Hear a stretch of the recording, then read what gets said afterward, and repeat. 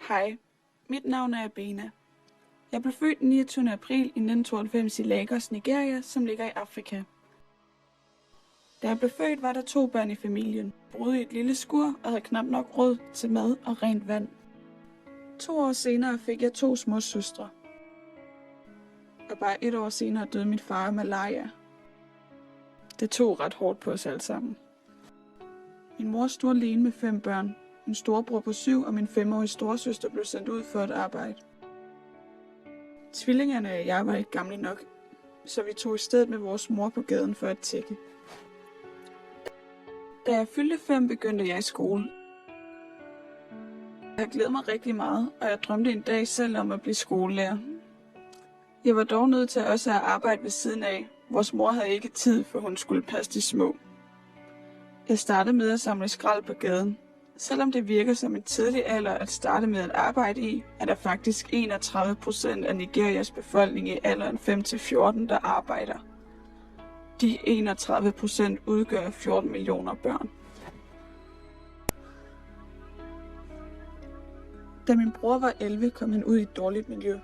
Han begyndte at hænge ud med nogle af de berygtede drenge. Han blev dræbt af et knivstik, og vi var nu færre til at forsørge familien. Vi var meget tætte, så det var svært at undvære ham. Jeg havde ikke længere tid til at gå i skole, så drømmen om at blive skolelærer blev knust. I stedet ledte jeg efter nye småjobs hver dag, og det var ikke altid lige let at finde et. Da jeg var 9, var jeg heldig at få et fast job som væver. Jobbet gav ikke meget, men i det mindste fik vi penge regelmæssigt, så de år, hvor jeg arbejdede der, var der aftensmad på bordet hver aften. I takt med, at min krop begyndte at udvikle sig, lagde chefen mere og mere mærke til mig og snakkede mere til mig. Første gang han for alvor antydede noget upassende, var jeg 13. Jeg blev der dog, for jeg havde brug for arbejdet. Men det blev værre og værre. Tilnærmelserne blev mere og mere personlige og seksuelle, og til sidst var jeg nødt til at stoppe med at komme på arbejde. De næste par år var jeg tilbage på gaden og arbejde. Jeg vaskede fødder og pudsede sko og fik lidt penge for det. Som 16-årig blev jeg gravid, jeg var ung og naiv, og han var charmerende. Han ville ikke påtage sig ansvaret og påstod, at barnet ikke var sit. Jeg aftalte med min søster, at jeg kunne bo hos hende, da jeg var så langt henne, at jeg ikke længere kunne klare at arbejde. Det var svært for min søster at få pengene til at række, så hun tog flere småjobs ved siden af. Jeg vidste, at jeg blev nødt til at betale hende tilbage, så snart barnet ikke længere behøvede modermælk. Jeg havde hørt fra en ven, at et au pair-job giver mange penge, men jeg vidste selvfølgelig, at chancen for at få sådan et job var meget urealistisk og lille, men jeg ansøgte alligevel, allerede mens jeg var gravid. 9 måneder senere fødte jeg en lille pige, Kaomi.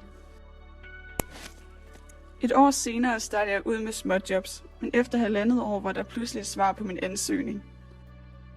En dansk familie havde svaret, at de gerne ville have mig boende, først i 1 år og derefter muligvis en længere tids ansættelse. Kravene var dog, at jeg ikke kunne tage Kaomi med mig, og at jeg skulle starte allerede en måned efter. Jeg havde ikke regnet med at få svar, så jeg havde slet ikke taget stilling til, hvordan det ville være at efterlade mit barn og alt jeg kendte til.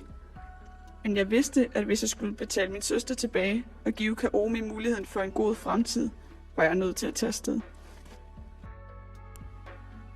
Da jeg ankom til Danmark, var det i starten virkelig hårdt, specielt fordi der var små børn i familien, og når jeg passede dem, tænkte jeg kun på Kaomi, men tanken om, at jeg nu var sikker på, at hun fik mad og vand hver dag, hjalp.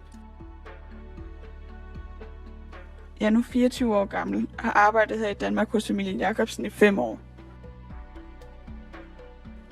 Jeg har betalt min søster tilbage, og inden længe har jeg sparet nok sammen til at kunne flyve min nu 7-årige datter Kaomi her til Danmark. Jeg skal dog først have fået min ansøgning om statsborgerskab godkendt, og herefter håber jeg på at få tilladelse til familiesammenføring. Min historie er bestemt en succeshistorie, men disse succeshistorier er der meget få af. De fleste nigerianere bliver født og dør i slummen. Jeg har valgt at fortælle min historie for at sætte fokus på slumområder og dem, der ikke har været så heldige som mig.